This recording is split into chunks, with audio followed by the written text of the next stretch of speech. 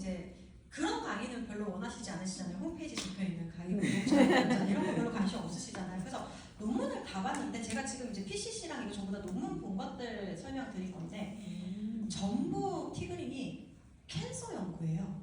암 연구예요. 그래서 이게 너무 좋은데 이런 얘기도 하면 안 되나? 어쨌든 논문 자체를 봤을 때는 되게 진짜로 이게 다 근데 질병을 또 강사가 강의를 할 수가 없어요. 제가 이걸 지금 일단 논문은 다 읽긴 했거든요. 논문 다 읽긴 했는데 이걸 좀 어떻게 풀 수 있는지는 제가 생각을 좀 해봐야 될 것 같아요. 그래서 그건 좀 기다려주세요. 왜냐하면 그 논문을 그대로 그냥 원료만 풀어도 그거는 조금 왜냐하면 워낙 그런 논문이 많아가지고 조금 위험해서 오늘은 제가 PCC부터 이제 강의를 좀 드릴 건데 제가 그 PCC 제품을 사실 리더님들이 진짜 질문을 많이 주세요.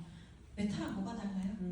또는 퀴즈 나올 때는 PCC가 더 좋아요? 퀴즈가 더 좋아요? 이렇게 되게 많이 묻고 또 어떤 경우가 많냐면 메타는 너무 뭐 가격이 나가니까 그러면 좀 가격을 조금 낮추기 위해서 뭐 PCC를 이렇게 고민하시는 분들도 되게 많거든요. 근데 그때마다 제가 사실 뭐라고 답변을 드렸냐면 제가 그 PCC를 본격적으로 진짜 파서 공부를 할 수 있는 시간이 없었어요. 되게 바빴잖아요. 마인드부터 시작해서. 근데 그래서 그냥 기본적으로 한국 본사에 있는 자료들만 공부를 했을 때는 그냥 막연히 얘가 면역에 도움이 된다? 그 정도 뭐 면역에 좀 도움이 되는 균주다 정도까지만 알았는데 요번에 이제 제가 지금 초록색 통을 하나씩 다 뜯어보고 있거든요. 근데 그거 이제 논문을 다 가지고 보니까 제가 무슨 생각을 했냐면 제품을 제대로 공부 안 하고 절대 전달하면 안 되겠다 생각을 했어요.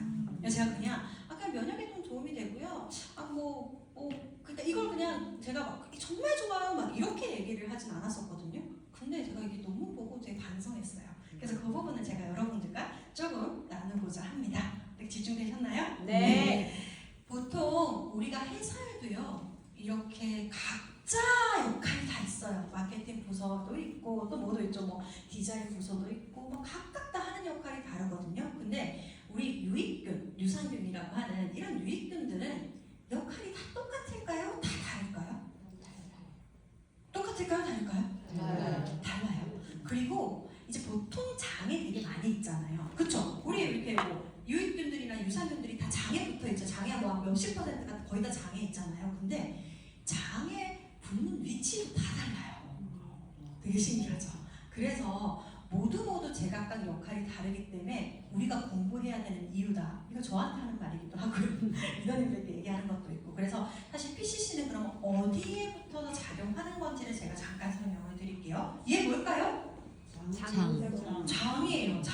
장이 이렇게 생겼어요. 근데 여러분들 뭐 예를 들어서 뭐 장을 이렇게 딱 꺼내서 보면 겉은 어때요? 매끈매끈하잖아요. 그쵸? 매끈매끈하잖아요. 근데 이제 그 장이 이렇게 딱 자르면 동그랗게 딱 되잖아요. 수도관처럼. 걔를 옆으로 이렇게 일자로 잘라서 탁 펼치면 어떤 모양인 줄 아세요? 수건 돌기처럼 수건의 여기 좀 그렇게 생겼어요. 근데 왜 그렇게 생겼냐면 음식물을 잘 흡수하려고 그렇게 생긴 거예요.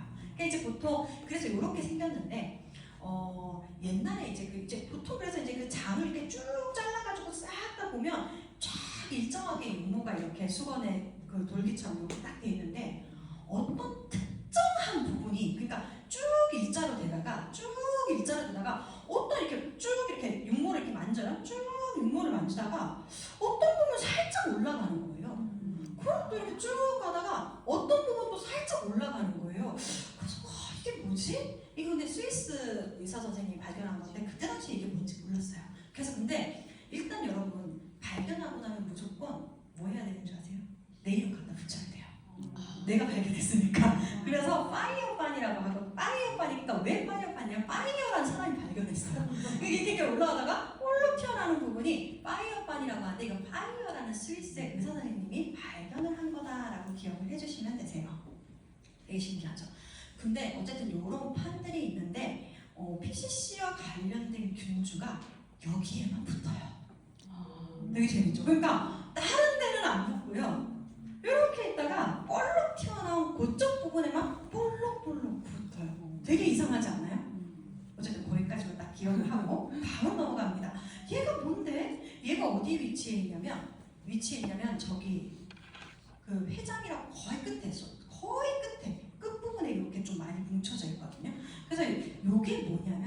이게 이제 한참 뒤에 발견됐어요. 그러니까 뭔지 몰랐잖아요. 파이어라는 사람이 자기 이름만 붙여놓고 뭔지 몰랐는데 알고 보니까 여기 림프가 가득 있는 거예요.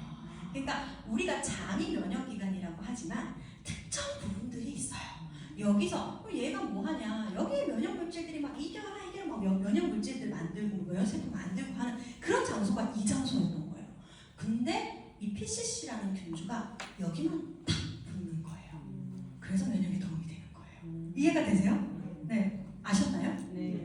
아셨어요? 아니요. 모르셨죠? 그쵸? 몰랐던 사실을 전해드려야지 되게 좋거든요. 그래서 요 파란색이 균주라고 치면 딱 여기 붙어버리는 거예요. 여기 사실 여기 밑에 붙는 건 아니고 요 위에 붙어버려요. 파이어파이만 붙어요. 그래서 정말로 논문을 봤거든요. 진짜 좋냐? 여기는 뭐냐면 오른쪽은 그냥 일반 육모고 왼쪽이 파이어파인데 여기에 하얗게 다 붙었잖아. 실험을 해보니까 장을 얘를 일단 먹인 다음에 동물 실험이겠죠. 당연히 사람 장을 어떻게 할 수는 없으니까 막 먹인 다음에 딱 장을 잘라서 딱 보니까 희한하게 얘네는 파이어파이만 붙어있더라라는 거예요. 자, 여기까지 기억하면 유추할 수 있어요. PCC는 뭐에 도움이 돼요? 면역. 면역에 도움이 돼요. 그럼 어떤 것들인지 논문을 쭉 살펴보시면 첫 번째, 자 여기까지 파이어반에 붙는다는 것까지가 이제 일단은 사실이에요. 그리고 나서 이제 막 밝혀냈어요. 무슨 연구를 했냐면 여러분 백신 맞으세요? 네. 저도 맞는데 안 맞으시는 분들도 되게 많으시더라고요. 백신, 독감 백신, 저도 요새는 근데 독감 백신 잘 안 맞아요. 왜냐하면 감기가 잘 안 걸리더라고요. 근데 진짜 보통 이제 독감 예방하기 위해서 백신 되게 많이 맞잖아요. 그냥 백신을 맞아서 뭘 만들기 위해 백신을 만들어요? 막 백신 맞는 이유. 그러니까 면역이 뭐 만들기 위해서? 항체. 독감, 그러니까 항체가 뭔지 아시죠? 독감 안 걸리게 하는 건 항체를 만들기 위함인데 항체가 모든 사람이 다 항체가 생길까요? 아니에요. 생각보다 안 생긴 사람 많아요. 그러니까 주사 맞아도 또 걸리는 거예요. 근데 뭐 그래도 어쨌든 계속 맞아도 계속 걸리는 사람도 계속 맞긴 하는데 어쨌든 항체가 모든 사람이 생기지 않는다는 거예요. 근데 무슨 실험을 했냐면 얘 PCC라는 균주를 백신 맞기 전부터 시작해서 백신 맞을 때까지 정말 꾸준히 섭취시켰더니 항체 생성률이 올라갔다는 연구입니다. 항체가 더 많이 생겼는 거예요. 그래서 제가 항상 강의를 할 때 저는 저희 첫째를 앉혀놓고 강의를 한다고 했잖아요. 첫째랑 남편. 왜냐하면 첫째는 뭐 때문에 앉혀놓냐면 저희 남편은 이제 하도 건강 강의 들으니까 이제 똑똑해졌어요. 근데 첫째는 들어도 모르겠나 봐요. 그래서 얘가 이해되면 이해 못할 사람이 없어요. 그래서 제가 얘를 앉혀놓고 하는 거고 남편은 감정에 크게 휘둘리는 스타일이 T거든요. 그래서 이 사람을 설득하면 어지간하면 설득을 할 수가 있어요. 그래서 항상 두 사람이 저의 가장 큰 이제 뭐라 방청객은 아니지만 어쨌든 수강생인데 제가 이걸 첫째한테 얘기했더니 자기가 좀 이해가 안 된다는 거예요. 그럼 뭐가 이해가 안 돼? 엄마 백신은 팔에 맞잖아. 그렇죠? 근데 얘는 먹어서 장에 붙는다면 무슨 상관이야? 이러는 거예요. 그쵸? 그런 생각을 또 안 해본 거예요. 그래 똑똑하다. 뭐냐면 일단 백신은 균이에요. 그러니까 독감을 약하게 집어넣는 거죠. 그런데 그 PCC라는 균주는 장의 파이어판에 가가지고 붙어서 뭘 하냐면 야 면역세포 정신 똑바로 차리고 일해. 면역세포야 너 진짜 일 열심히 해. 그리고 막 아토피 이런 거는 자가면역질환은 뭐냐면 꽃가루 같은 거에 반응하는 게 그런 알레르기잖아. 야 꽃가루 같은 데는 반응하는 거 아니야. 유산균이요. 되게 똑똑해서 걔가 원래 되게 진짜 똑똑하거든요. 그래서 적군과 아군을 되게 잘 구분해요. 그거를 거기 가서 교육을 시키니까 균주가 살짝 들어갔죠? 파이어판에서 교육을 시키죠? 그러니까 항체가 더 많이 형성되지. 이해되세요? 그게 저희 아들 이제 이해돼 있더니 이제 이해된다고 그러는 거예요. 제가 이 질문은 누가 할지는 모르겠지만 이걸 이해시켜주면 훨씬 이해가 쉽겠다는 생각이 드는 거예요. 이해가 되시죠? 그러면 두 번째 논문은 자연스럽게 이해됩니다. 뭐냐면요. 아토피가 있는 아이들에게 섭취를 시켰더니 많이 개선이 됐더라. 당연한 거 아니에요? 왜일까요? 아토피나 자가면역질환은 어떤 특징을 가지고 있죠? 자기를 공격. 어떠죠? 적군과 아군을 구분해요? 구분 못해요? 구분 못하죠. 그러니까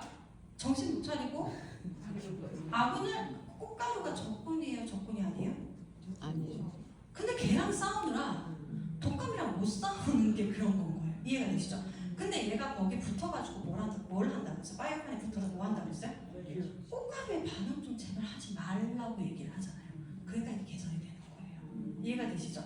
그래서 사실은 그래서 이게 어려워요. 프로바이오틱스의 인터페로 감마 반응 증가 이거만 딱 들으면 이게 무슨 소리야라고 하는데 그런 것들을 굉장히 구분하는 능력이 생기는 것이 바로 이 균주가 하는 역할이다. 근데 또 제가 조심스러운 것은 그래? 그러면은 나는 알레르기나 뭐 아토피가 있으면 아무것도 안 하고 얘만 해야겠다 하면 안 되고 이 논문상에서도 실제 치료와 병행했을 때 훨씬 더 효과가 있다라고 나와 있어요. 그래서 실제 하는 아이들도 이렇게 같이 어차피 그런 아토피나 자가 면역질환 있는 아이들은 의사 선생님들이 유산균 먹으세요라고 얘기를 하잖아요. 그럴 때 도움이 조금은 이 균주가 될 수 있다라는 말씀을 드리도록 하겠습니다. 그래서 여기까지가 PCC인데 사실 이 논문 말고도 운동선수들의 피로회복, 운동선수들의 면역 이런 것도 논문이 되게 많아요. 근데 너무 많아서 제가 잘랐어요. 그래서 어쨌든 그런 논문들이 굉장히 많은 균주다. 그래서 제가 요거를 이제 쭉 다 논문을 읽으면서 되게 반성했어요. 이렇게 이런 역할, 파이어판에 딱 붙어서 하는 이런 역할의 균주인데 제가 그냥 괜찮아요. 그냥 뭐 요거 이렇게 그거보다는 이게 나을 수 있어요. 막 이렇게 얘기를 했는데 확실히 공부를 해야겠구나라고 생각을 했습니다. 그래서 아이들 같은 경우는 우리가 뭘 섭취시키죠? 이름이 뭐라고 적혀 있어요? 뭐라고 적혀 있어요? 키즈 프로바이오틱스. 그러니까 무조건 아이들은 그거 이렇게 생각을 하잖아요. 근데 생각을 좀 바꾸면 아이들 중에 조금 뭐 면역이 좋지 않거나 그런 아이들 같은 경우에는 PCC가 옳은 거라고 생각을 보통 많이 하잖아요. 그냥 먹어도 된다라는 거예요. 대신에 캡슐을 못 먹는 아이들을 위해서는 살짝 이렇게 해서 이렇게 해서 섭취하시면 됩니다. 자, 다음은 봉포뮬러예요. 봉포뮬러인데 봉포뮬러 여러분 그거 아세요? 정기 구매에서 가장 판매가 제일 많이 되는 품목이 뭔지 아세요? 봉포물요. 그렇죠. 요거 펼쳐놓고 물어보면 100%인 거죠. 맞아요. 그 칼슘이 1위예요. 메타나 유스보다 더 구매가 진짜 많이 해요. 그러니까 그게 무슨 말이냐면 그냥 다 먹어요 칼슘을. 근데 칼슘 왜 먹으세요? 뼈를 건강하게 하기 위해서 그래요. 그래서 저희 칼슘의 일단 특징이 뭐냐면 소화 흡수가 용이한 프리미엄 칼슘이고 2대1 칼슘 마그네슘 비율이 있고 엄선한 원료고 최적의 배합, 육중 멀티 기능성을 가지고 있고 비타민 D3를 함유하고 있다라고 되어 있는데 일단 칼슘에 대해서 설명하기 전에 비타민 D부터 설명을 할게요. 여러분 비타민 D는 중요해요? 중요하지 않아요? 중요해요. 근데 저희가 비타민 2, 비타민 D3 중에 우리가 뭐라고 했어요? 비타민 D3라고. 근데 여기 위에 뭐라고 적혀 있어요? 높은 체내 흡수율이라고 되어 있죠.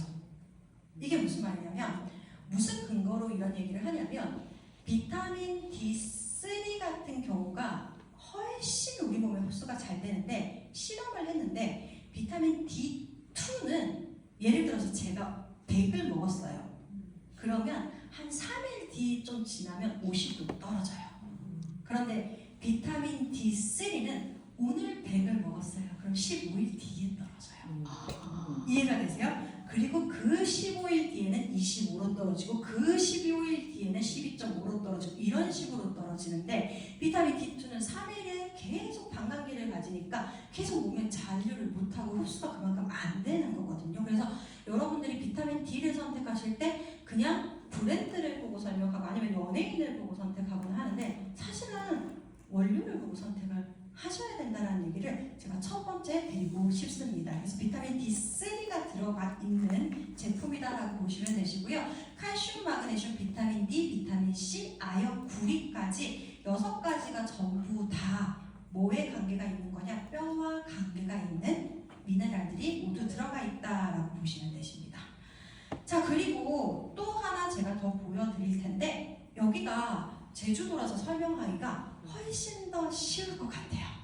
칼슘이 앞부분에 제가 뭐라 그랬냐면 엄선한 뭐라고 적혀있어? 엄선한 원료라고 돼 있잖아요. 엄선한 원료.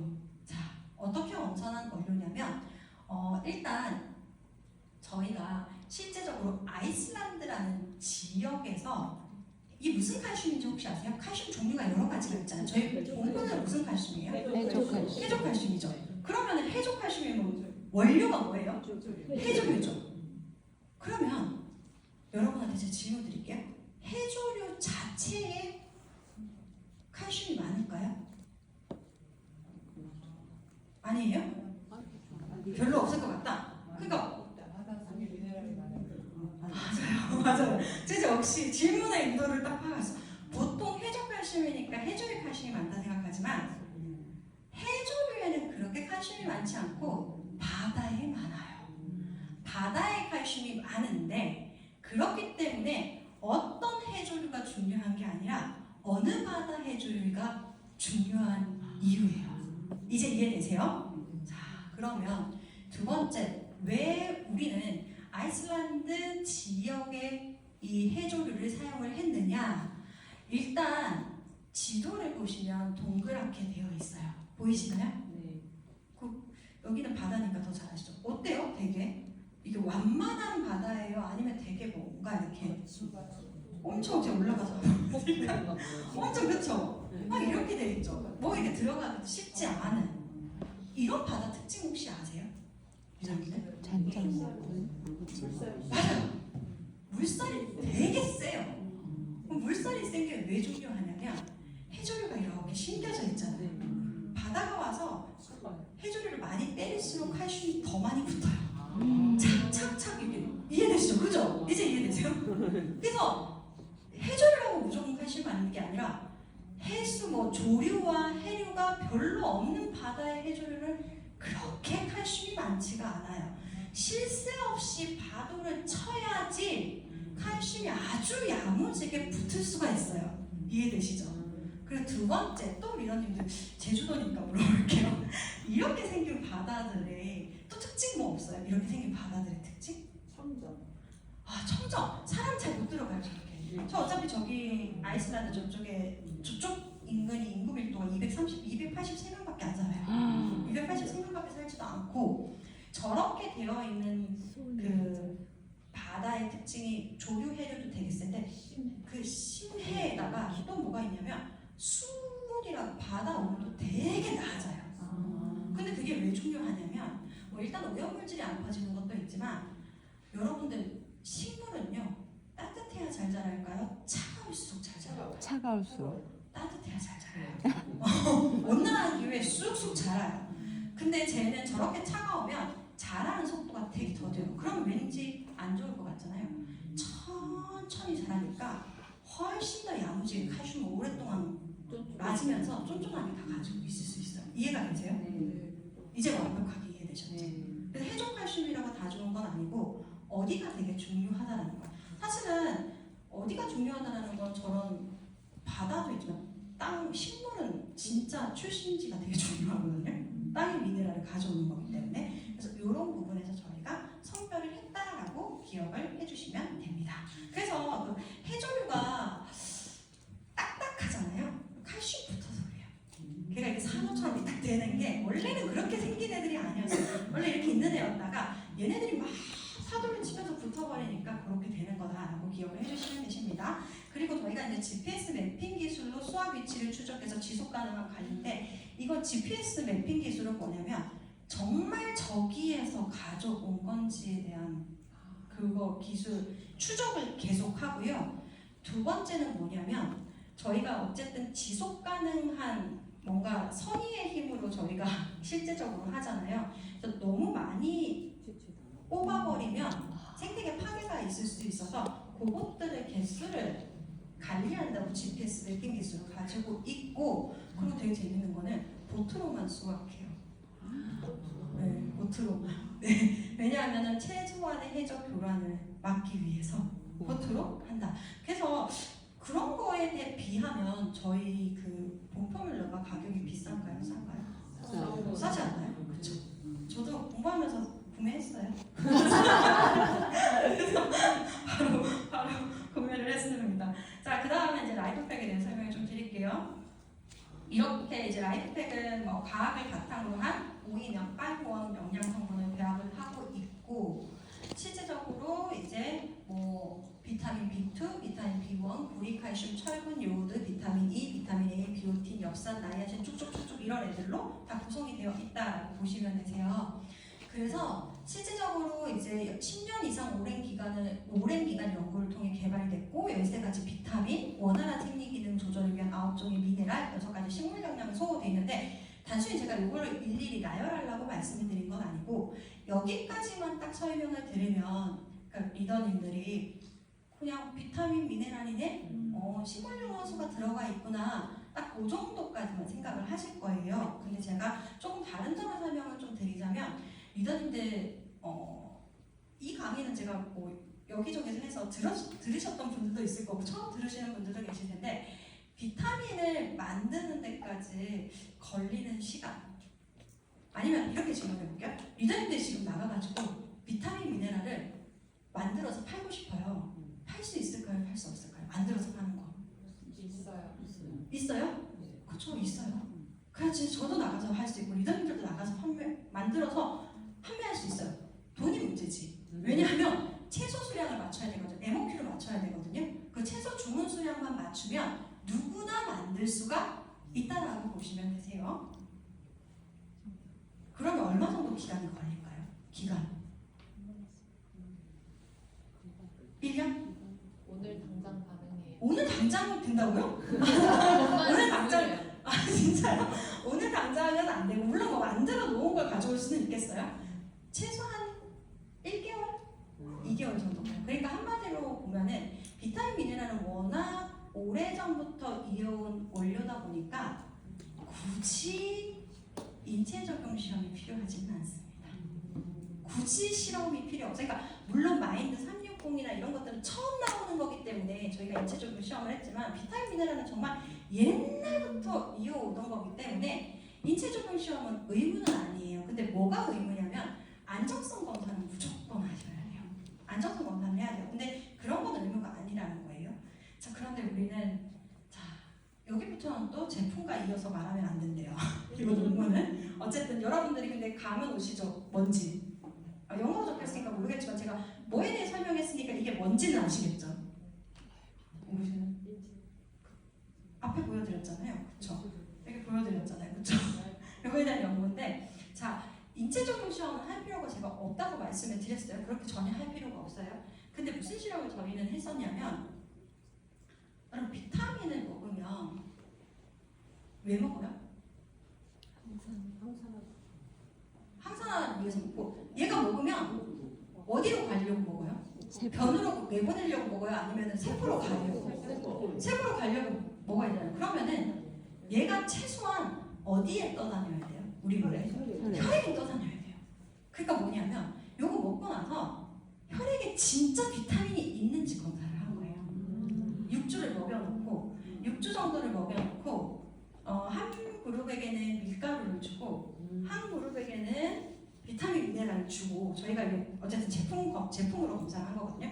그대로 주고 이렇게 꾸준히 밀가루 먹인 그룹과 먹인 그룹을 6주 동안 계속 이렇게 추적을 했더니 6주 뒤에 딱 혈액 검사를 했는데 여기서는 그 전이랑 후랑 비타민의 함량이 극히 차이가 안 났는데 여기는 어느 정도 올라갔냐면 비타민 A 같은 경우에는 20이었는데 36.9로 올라가고 카로티노이드는 33.5였는데 716까지 올라가고 그리고 실제로 비타민 A가 뭐 22.8에서 92.1 이런 식으로 먹고 6주 동안 섭취를 시켰더니 실제 혈액 내에 이 수치가 올라가더라라는 연구 결과입니다.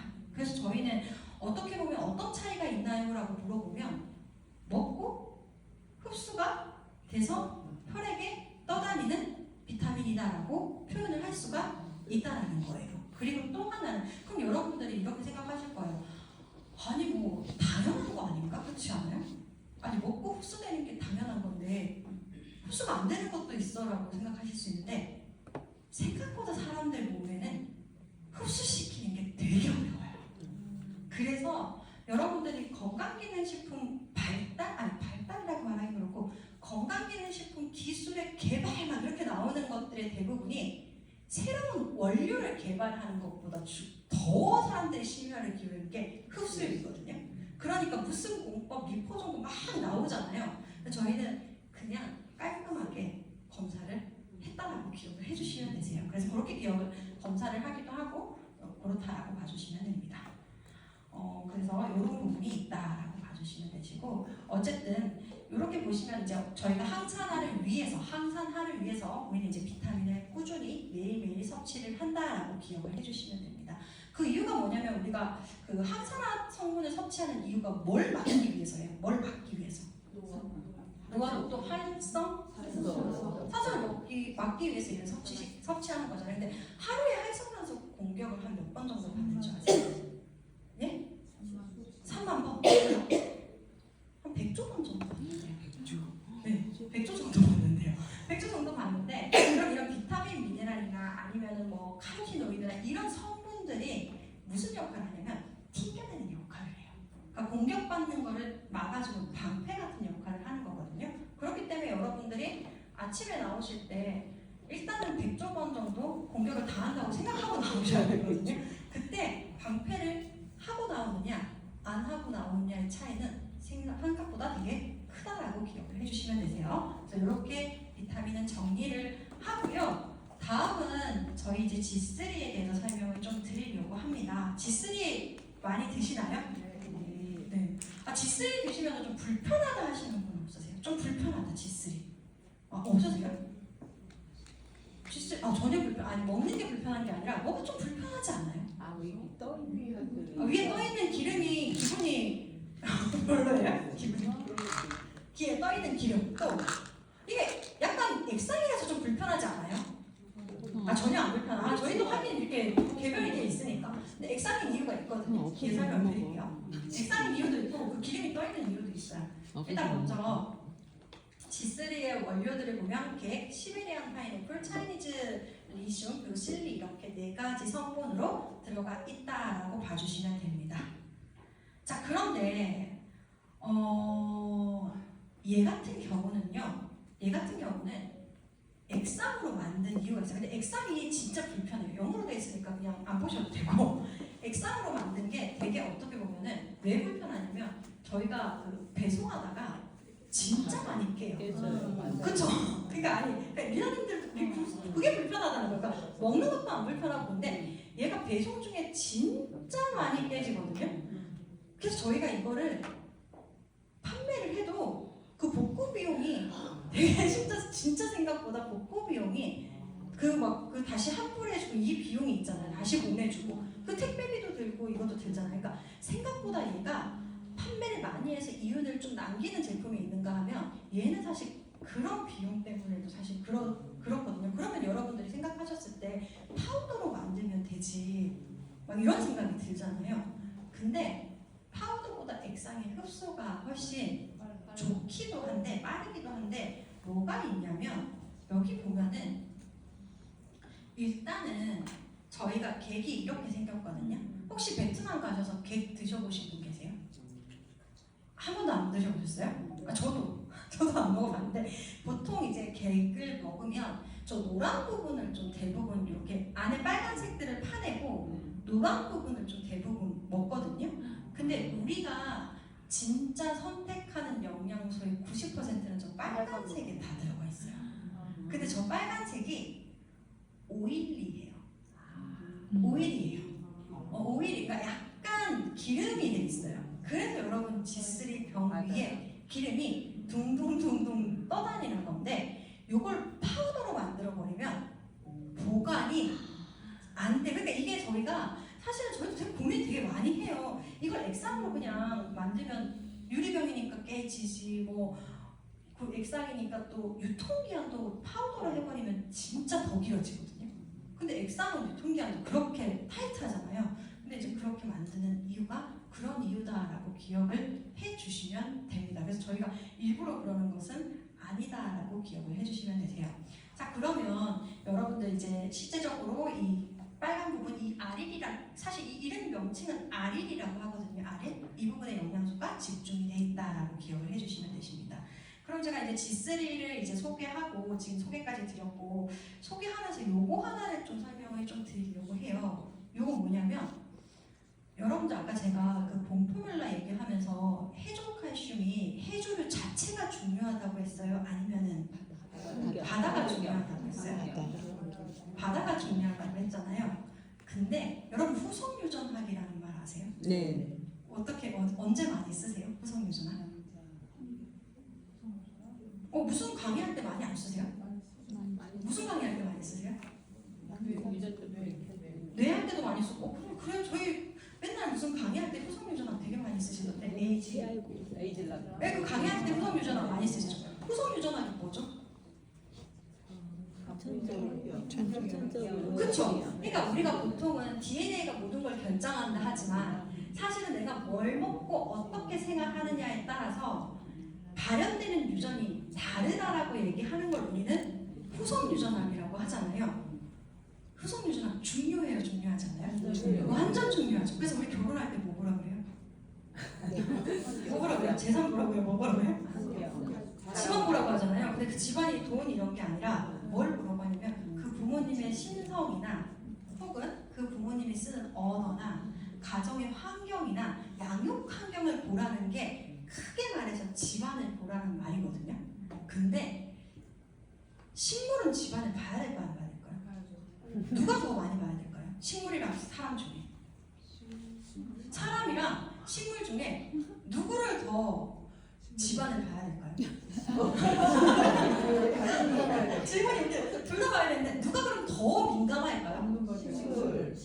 왜냐면 제가 식물에 대해서 얘기할 거니까 그렇죠? 근데 제가 이런 질문을 안 던졌으면 사람이 생각을 안 한다. 그렇죠? 생각 안 하죠. 이거 생각한 것도 있긴 한데 근데 저도 몰랐는데 식물이 훨씬 더 민감해요. 왜냐하면 사람은요 그 집이 부모님의 인성이 만약에 예를 들어서 좋지 않고 예를 들어 뭐 부모님이 욕설을 많이 한다 해도 간혹 가다가 괜찮은 애가 태어나요. 그렇지 않아요? 아니 그 부모님이 그렇다고 해서 애가 그런 경우가 많지만 아닌 애들도 있잖아요. 식물은 100%. 식물은 100%. 그럼 우리가 쉽게 얘기하면 뭐냐면 블루베리 안에는 뭐가 들어있어요? 블루베리 안에는 블루베리 너무 맞는 말이야. 블루베리가 들어있어요. 근데 블루베리 안에는 뭐가 들어있어요? 안토시아닌이 들어가요. 근데 그래서 여러분들은 안토시아닌을 기대하고 마트에서 블루베리를 되게 많이 사서 드실 거고 또 어떤 분들은 블루베리가 너무 좋으니까 아파트 베란다에서 정말 막 클래식 틀어가지고 아니면은 제주도에서 막 비닐하우스 같은 데 막 정말 좋은 토양 갖다 놓고 클래식 음악 틀어놓고 막 그렇게 해서 블루베리를 키울 거예요. 그러면 그렇게 정말 정성을 다해서 키운 블루베리는 되게 잘 커요. 예쁘게 잘 커요. 근데 안토시아닌은 그렇게 많지가 않아요. 네. 안토시아닌은 거친 환경에서 클수록 훨씬 많이 생겨요. 사람이랑 똑같아요. 정말 부족함 없이 크는 애들이 예를 들어서 부모가 정말 밥도 좋은 것만 먹여주고 진짜 발이 땅에 닿을까 손을 막 이렇게 하면서 키우는 애들은 되게 예쁘게 자라요. 예쁘게 자라고 머릿결도 좋고 정말 예쁘지만 진짜 힘든 일이 왔을 때 걔네는 못 이겨내거든요. 그냥 예쁘기만 하거든요. 근데 정말 진짜 부모가 야생에 던져놓듯이 그렇게 키우는 애들은 물론 조금 키가 작을 수도 있고 왜냐하면 영양이 충분히 공급이 안 돼서 그럴 수도 있고 막 되게 뭐 피부가 좀 안 좋을 수도 있고 그럴 수는 있지만 예쁘게 못 클 수는 있지만 어려운 일이 있거나 어떤 일이 있어도 걔는 잘 견뎌낼까요? 못 견뎌낼까요? 견뎌내요. 식물이랑 사람이랑 똑같아요. 그래서 블루베리 안에 안토시아닌이 많은 게 아니라 척박한 땅의 블루베리에 안토시아닌이 많은 거고 내가 집에서 클래식 음악을 들려주고 안아주고 키운 블루베리는 그 다음 세대 블루베리에게 굳이 안토시아닌 너 안 만들어도 돼. 너 그냥 굳이 안 만들어도 돼. 그냥 너는 크고 예쁘게 커라고 할 확률이 높다라는 거예요. 그래서 저희가 사실은 어떤 6S 품질 공정에서 원료 선정을 정말로 신경 써서 하는 이유가 바로 이런 부분과 관계가 된다라는 말입니다. 그래서 여기까지 제가 G3에 대한 이야기를 설명드렸고요. 네.